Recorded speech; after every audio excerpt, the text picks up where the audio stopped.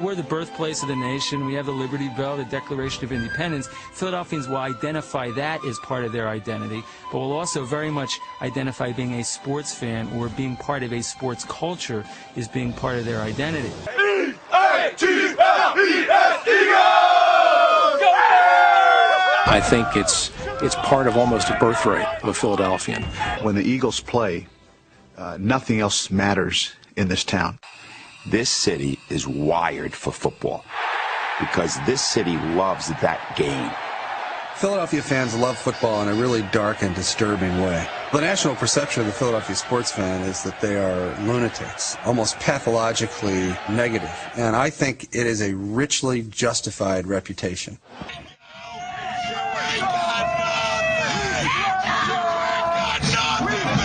If I walk into the Link or a couple of years ago the Vet and I'm wearing a Giant shirt or a Cowboy jersey, I don't expect bottles to be thrown at my head. I don't expect my life to be threatened. They are violent people, and I think the reason they're hated is because of the reputation they've built as sick, animalistic freaks that have a jail inside their stadium because they cause so much violence. YouTube, you're on YouTube, dogs! Hey, kick his ass! Kick his fucking ass! Hostile crowd. To me, the Philadelphia fans are the most hostile. Woo, the hostile are better. But, you know, for the most part, they haven't rioted, have they?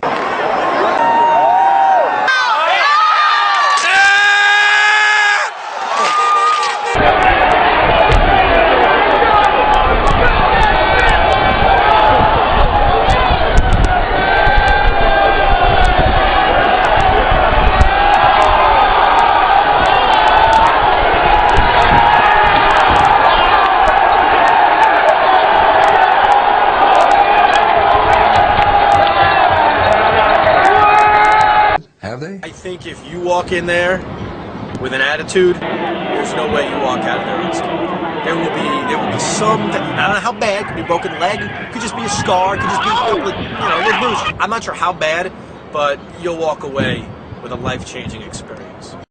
They could use a good dose of class because they don't show it all the time.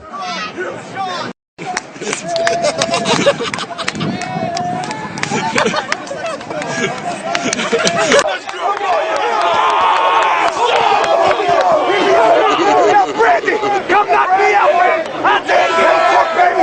I'll take it, baby! You can't get up there! You can't get up there! You can't get up there!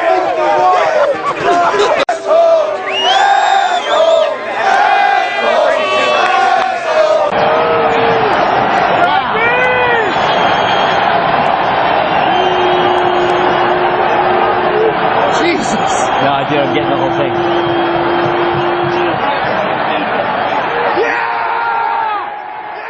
Texas Stadium should be just like that. Just nasty. I went out there hugging Chuck, they throwing water on me. Right in that corner. Their fans get real aggro up here, man. Philadelphia fans, they're so you don't know what you're going to get from one game to the next. You know, from booing Santa Claus to, I remember when Michael Irvin got hurt. You know, the cheering when he went down basically a career-ending injury.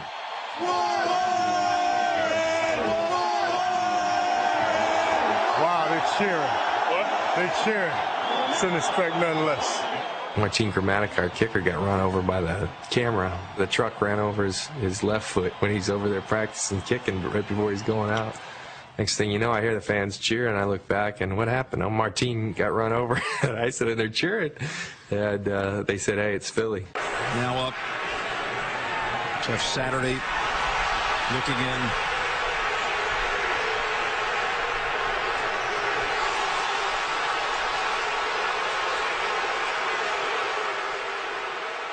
I'll tell you what a joy it is to come to Philadelphia and stand here and dodge ice balls, not snowballs, but ice balls, about 25 of which have been thrown into the booth in the last 3 minutes. Game day, really the Philly fans let me know how they felt. That's when they pelted me with snowballs. Terry was doing the game, they fired a few snowballs at him too. And it's supposed to be the city of brotherly love, but we don't show love all the time. That's why they call the city the brotherly love. They have no love for no brothers.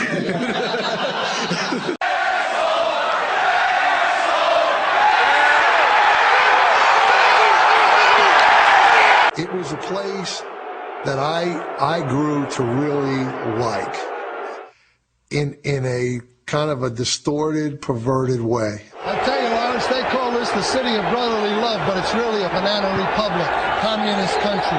I was verbally abused a great deal there.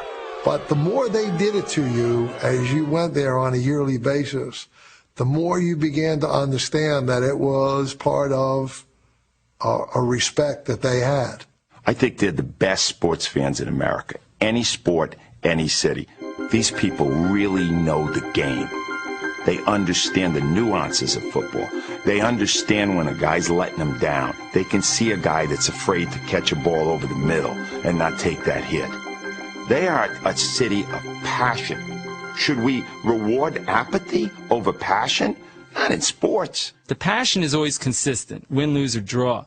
But if this team doesn't live up to the expectations, I think you're going to see the other side of the coin, which is that passion is going to start to come out with, you're disappointing us too? You're letting us down also?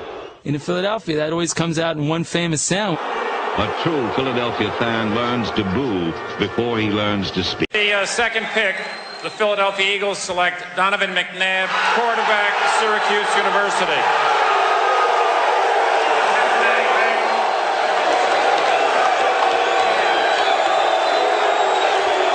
Philly fans put even their best players to the test.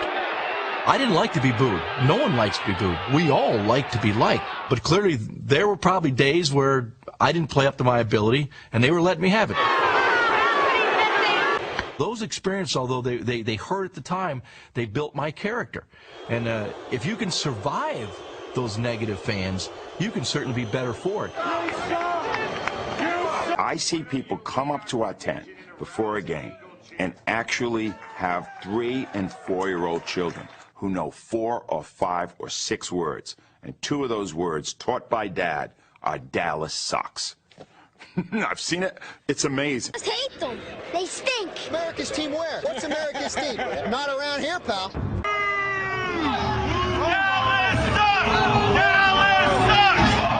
A Dallas Cowboys fan in the Lehigh Valley was riding high on team spirit. That is until she says she was attacked for her choice of wearing Cowboys gear.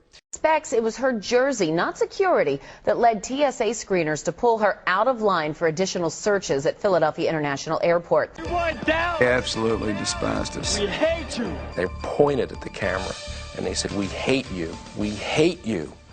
And I remember Drew Pearson sitting next to me and said, "My God, they really do hate us, don't they?" Well, the Philly crowd was tough. After John Kennedy was shot, we went up to Philly, and you're talking about really taking it to us. It was like we, the Dallas Cowboys, had assassinated John Kennedy. God damn, man, they're trying to throw me off the balcony, all that other crap. Be honest. That's what she said. They are so arrogant.